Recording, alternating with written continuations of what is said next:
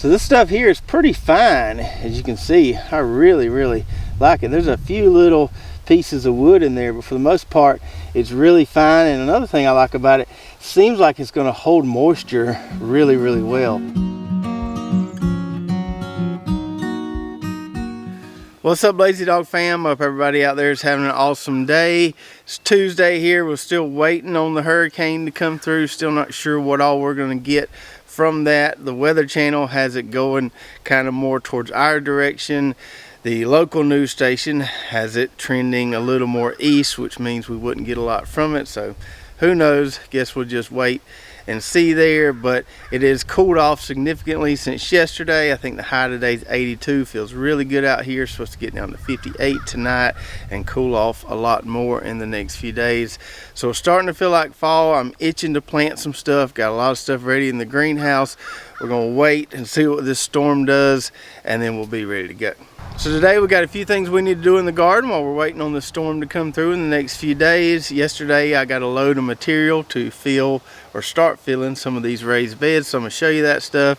We're gonna try to get a few of these filled up as we try to get them all filled before the hurricane gets here. Then we're gonna head over there behind the barn. We need to go ahead and dig those Virginia jumbo peanuts that have been in the ground for a while. Pull those up, see what we got there. And then later in the video I want to show you an interesting thing I've learned this year about my fig trees and how to kind of get a little bit of late production out of them.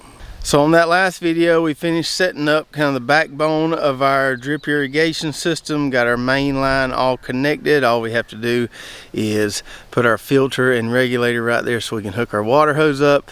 But we have main line ran to each bed. As you can see over there, I've started filling some of these circular beds. Did one late yesterday afternoon and a couple this morning. Gonna try to get a few more of those filled today. So late yesterday afternoon, my buddy and his uncle brought me a load of this stuff you see behind me here. I'll give you a closer look in a second.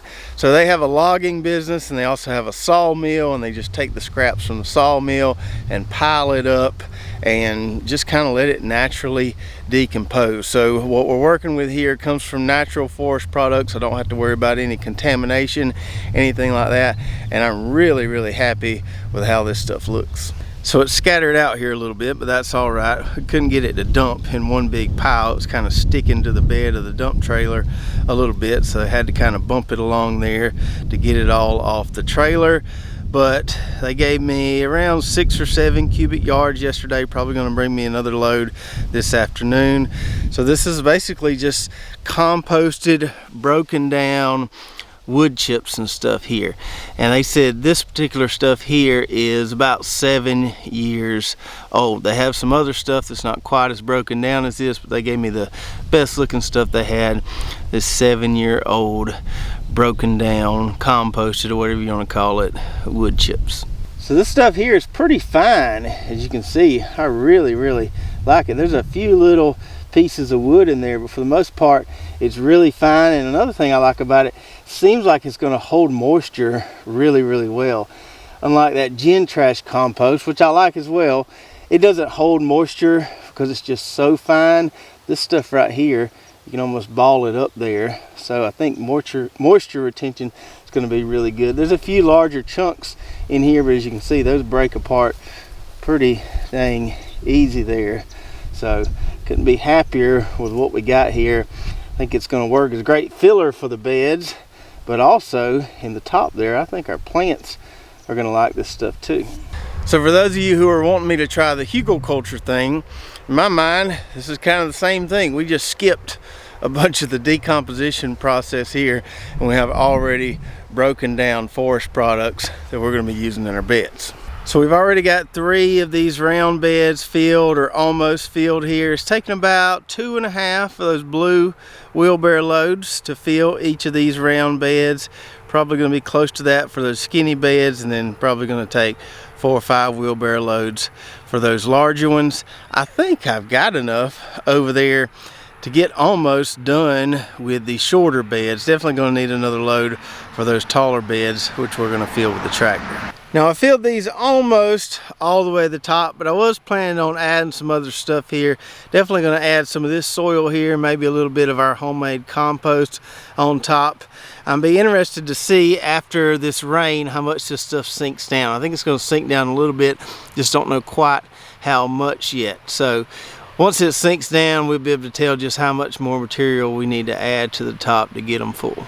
Now my original plan was to top these beds off with a mixture of the sandy soil in this plot, some of our homemade compost, and maybe a little bit of bag potting soil mix. But now that I've seen this stuff and seen how fine and broken down it is, I don't know that I need to add any bag potting soil here. I think maybe just some compost and maybe some soil for this plot will work. Y'all tell me what you think out there.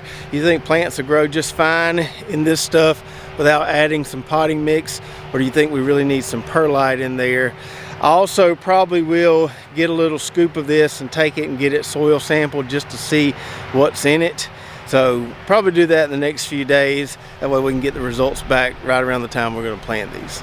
And just a minute ago, between talking about those beds we've already filled, we got another load dropped off here, another 6 or 7 cubic yards. So it's time for us to get busy, and we're going to try to get at least 3 or 4 more of these beds filled. Let the dust settle, let go of the pedal, there's too much here. Let these towers turn to rivers, let these instincts steer. Let the dust settle, let the stormy weather right out disappear. When the sunlight shines, let it all come clear. All right. About 20-something wheelbarrow loads later, we got 7 done, and we got 6 more to go. Only 3 more to fill by hand. We'll get those back ones filled with the tractor. So these round ones took about 2.5 wheelbarrow loads, as I told you. These long skinny ones here took about 3.5 to 4 wheelbarrow loads. And I think these right here are probably going to take about 7 to 8 wheelbarrow loads. Now I just went inside and checked the storm tracker again, and it looks like this thing is slowing down and it's turning even more east, which means less effects that we'll feel here in southwest Georgia. So I've got a little more time than I originally thought I did. Don't need to rush quite as much. I think that's probably all I'm going to do today. Tomorrow, Wednesday, I'll come out here, do 1 or 2 more, and then do another one on Thursday, and sometime in between we'll get Brooklyn's uncle with the tractor to fill those big ones, and then we should be close to being ready to plant. And if I have any of this stuff left over after filling those beds, I'm going to put it in one of my garden plots, and I might even at some point use this stuff to convert another one of our plots to no-till.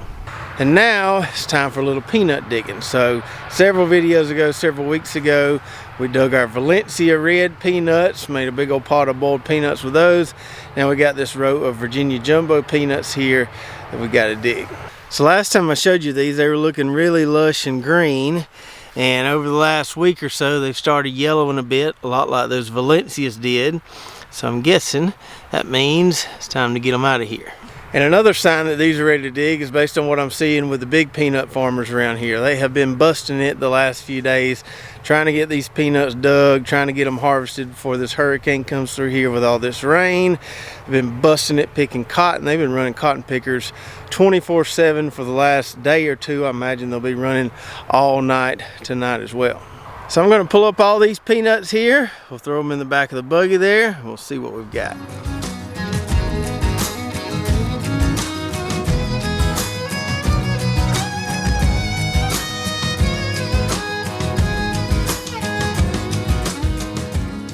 All right, so that's all of them off a 40-foot row. And I feel like we did all right. A lot of leaves there. It's hard to see all the peanuts, but I feel like we got more peanuts per plant on these than we did on the Valencias. These seem like they grew a good bit in the last few weeks there. So pretty confident that we're going to get a decent bit when we do pick all these off. So these here are 2 of the better plants. You can see they're pretty loaded down. Now one thing I noticed that was different between the Valencias and these Virginia jumbos had to do with where the peanuts were located on the plant. I'm sure this is totally my fault, something I did wrong. But on the Valencias, it seemed like most all the peanuts were right underneath the plant. on these Virginia jumbos, there are not a lot of peanuts right underneath the plant. They're all located along these runners. So the plant grows out these runners, and those runners kind of pin to the ground like sweet potato vines do, and that's where most of the peanuts are on these. Could have been that I healed those Valencia peanuts too soon. They stayed kind of upright and the runners couldn't kind of pin down on the soil. So it's probably my fault, and that's probably why we didn't get as many of the Valencias as we got of these Virginia jumbos. Now we're not going to boil these Virginia jumbos. We're going to save these for roasting and making our own homemade peanut butter. And we've had several people comment and say that you need to let these dry out and kind of cure for a few days before you pick them off the plant there. So that's what we're going to do. We're going to put them underneath the barn on our storage rack, let them dry out a few days, and we'll pick them off the plant there. And then someone else mentioned a really good idea. They said they shell theirs and then just put the actual peanuts in the freezer, and then when you get ready to make a batch of peanut butter, just pull a few out of the freezer, put them in a blender, mix them up with a little salt, and boom, you've got some awesome peanut butter. So I'm pretty tickled about our peanut successes this year.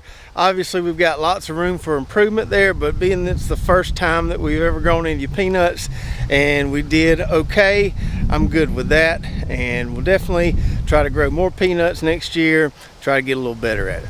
So now let's talk a little bit about our fig orchard here, and something I've figured out that I can do to get some good late summer, fall growth, and even a few extra figs off these trees. So in the past, usually this time of year, the figs are pretty much done growing. They're starting to lose their leaves. They've produced all the figs they're going to produce in their little production window there, whether that be early, mid, or kind of late summer. But earlier this year, we redid our irrigation system for our fig orchard so we can keep these trees a lot more happy, especially during dry periods, and it seems to be making a huge difference. So this tree right here looked a few weeks ago like it was done, but now we can see lots of new green growth on there, and even starting to get a few more extra fruits on there. Now who knows if those will actually ripen in time or not, but I do like seeing all this extra growth on these trees. So this LSU tiger tree here is a good example. You can see most of the limbs are bare. Most of those leaves that I had earlier this year have fallen off. We're starting to get some new leaf production there, and starting to get some really nice clusters of figs there. Some nice late production on this one. Now this Generi, or GE Neri variety as some people call it, doesn't count to prove my point because this is a late producer anyway. I just want to show you some of these pretty figs that are starting to get ripe there. That one is all the way darkened, looks really good. Got another one right over there and a lot more to come. And on our other Generi tree, starting to get a lot more ripening too. Got a nice big cluster of 3 beautiful figs right there. Got 2 more coming along right there. It's going to be a lot of groceries that come off this tree. But back to the figs that are giving us some kind of extra late production. This variety here is called White Marcel. It's a fig with a green skin. That one looks a little rough, but the inside will still be nice and tasty. Got a few more over there. So you can see, even though the outside of that fig wasn't very pretty, the inside is beautiful. So this is a honey fig, and man, these are really tasty. Here's some more nice late production on this improved Celeste tree here. So we thought this one was done, and then all of a sudden, look at all those figs on there. So what I figured out kind of over the last month or so is that you really can't give these established trees too much water.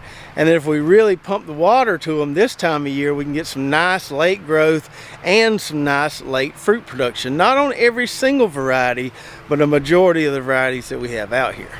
Now it's been pretty dry around here lately, so what I've been doing is about every 3 days running my drip system on the fig trees all night, so for at least 12 hours, maybe a little more. Now each tree has 1 emitter on it, so that's giving it 1 gallon per hour, so a good bit of water for each tree.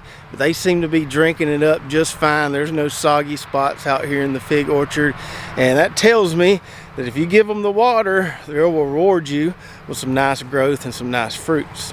And speaking of nice fruits, I've worked up quite the appetite filling those raised beds and digging those peanuts, so we might as well enjoy a couple of these nice Generi figs here. Now this one I would say is about at peak ripeness there. The skin feels really soft. that one feels like it's perfect. This one here, you can see the top on it is a little green. It's not quite as soft as this one. So this one could probably stand to stay on the tree for say 2 more days. I've been keeping a close eye on these, and it looks like it takes about a day or 2 to go from this to this. But if you can't wait, that's all right. These right here are still really tasty, but if you wanted an absolute peak ripeness, you're gonna have to wait till it all turns kind of burgundy like that. So we open this puppy up. That's a lot of goodness in that right there. So sweet. If you made some jelly with these, you could use that no sugar pectin. You wouldn't need to add a whole lot of sugar. You just have lots of good figness there. So I hope you enjoyed the video today. I'm feeling pretty good about our progress with the new raised bed plot. I feel like we've just been hustling these last couple weeks to get this done, but we're almost there. I think we'll get them filled before the hurricane comes, and then as soon as the hurricane's out of here, it'll be time to put some groceries in those beds. Also, don't forget to let me know what you think about those composted wood chips that we're using to fill those beds. And I actually misspoke earlier, because when the guy come by and dropped them off, I asked him again. I thought he said the other day 7 years. He said those have actually been breaking down for more like 12 to 13 years. So they're really well broken down. Let me know if you think we'd be fine just planting directly in that stuff, or if we need to kind of create another layer at the top of those beds. If you're watching on YouTube, be sure to check out our affiliate links below. A lot of great companies that we use in our gardens here at Lazy Dog Farm, including the company where we got those raised beds. We even got some coupon codes for some of those companies, so you can take advantage of those discounts. Don't forget to go check out our website as well, lazydogfarm.com. We've actually got a blog there talking about our fig tree or fruit tree irrigation setup. If you want to do something like that on your homestead, there might be some helpful links in that blog. Also got some merchandise, recipes, all kind of good stuff over there. If you did enjoy the video, be sure to subscribe, hit that notification button, like and share, and we'll see you next time right here at Lazy Dog Farm. Oh, farewell, by the beauty of your life.